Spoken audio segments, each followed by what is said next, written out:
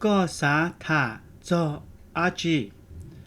What would you like to talk about? What do you want to talk about? Có bùa bao hai lu aki. Do you know how to speak English? Can you speak English? Ở cả lu nó gì nên chỉ cả thôi là tao nữa. Cả nó gì nữ in nhiều rong long là chỉ bùa mò rò nó vậy. Cả nó nữ in chỉ rò nữa.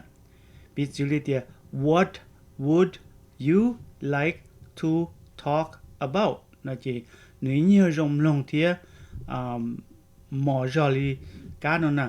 What do you want to talk about? Nó nè. Tí dạng câu là nó. Do you know how to speak English?